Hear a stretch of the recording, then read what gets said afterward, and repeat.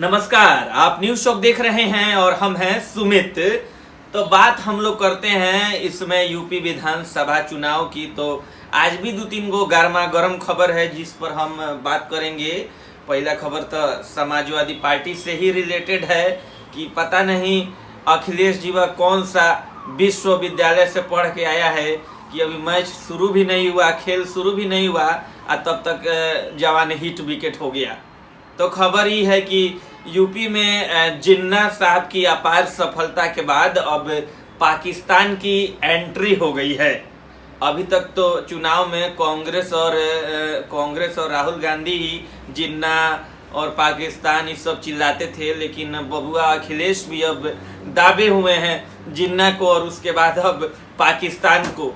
मामला ये है कि कल अखिलेश यादव की आज ही एगो इंटरव्यू दिए जिसमें उन्होंने कहा कि पाकिस्तान जो है, पाकिस्तान भारत का दुश्मन है ही नहीं, असली दुश्मन तो कादो चीन है, पाकिस्तान तो हमारा मित्र है।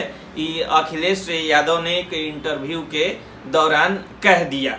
बस अब ये जैसे अखिलेश यादव ने बोला उधर बीजेपी पूरा सामान उमान सरिया के प्रेस कॉन्फ्रेंस के लिए तैयार बैठी थी, मौका लपकने के लिए, वही मौका वाला।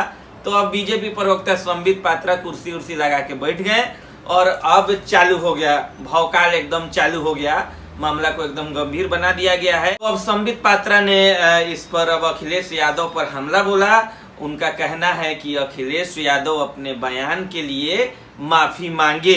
ये बयान बेहद ही शर्मनाक बयान है, ये संबित पात्रा जी का कहना है।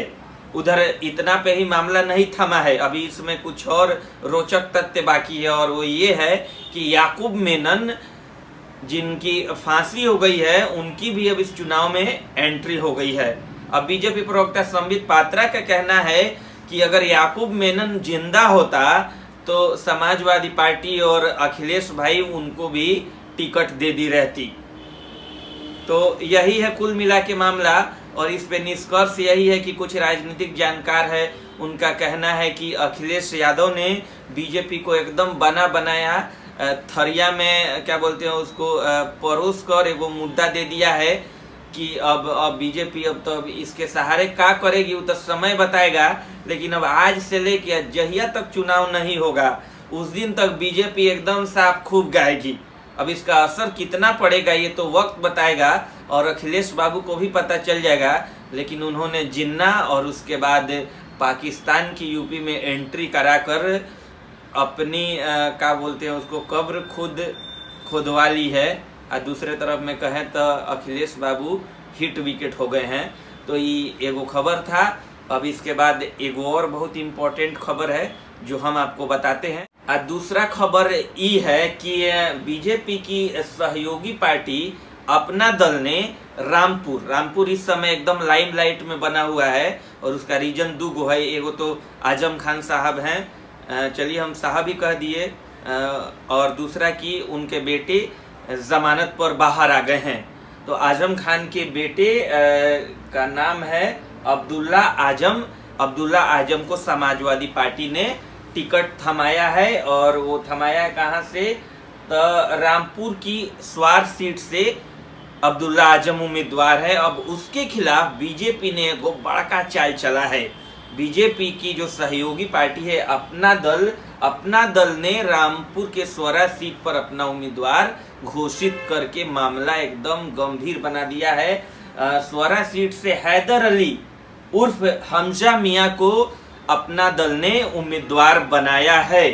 हैदर अली रामपुर के पूर्व मंत्री नवाब काजिम अली उर्फ नावेद मियां के बेटे हैं, जबकि अब्दुल्ला आजम आप जानते हैं कि समाजवादी पार्टी के सांसद आजम खान के बेटे हैं।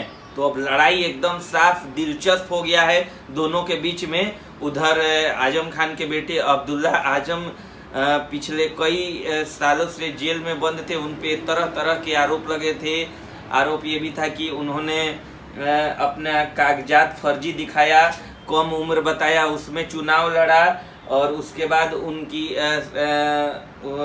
बाद उनकी विधायकी भी रद्द कर दी गई थी। लेकिन हालांकि फिर वो इस बार विधानसभा चुनाव लड़ रहे हैं। आजम खान फिलहाल जेल में है। आजम खान भी मांग कर रहे हैं कि सुप्रीम कोर्ट से उन्होंने कहा है कि हमको चुनाव तक बाहर आने दीजिए ताकि हम भी चुनाव में प्रचार प्रसार कर सकें। लेकिन अभी सुप्रीम कोर्ट ने कुछ कहा नहीं है, कहा है कि अभी भीतर ही तुम सही हो। तो दूसरी तरफ स्वरा सीट पर लोगों का कहना है कि मतलब आजम खान को थोड़ा सहानुभूति है, लेकिन जो हैदर अली उर्फ हमजा मियाँ है उनका भी वहाँ पे एकदम क्या बोलते हैं उसको, प्रभुत्व तो बोल लीजिए, अब हमको शब्द नहीं आ रहा है, जो भी बोल लीजिए, मतलब एकदम पकड़, हाँ पकड़ वहाँ उनकी भी एकदम मजबूत है। तो लड़ाई वहाँ पे भी दिलचस्प है। यूपी से रिलेटेड कह लीजिए 2-3 गो खबर आप हमारा यूट्यूब चैनल देखते रहिए और हमारे चैनल को सब्सक्राइब कर लीजिए। नमस्कार।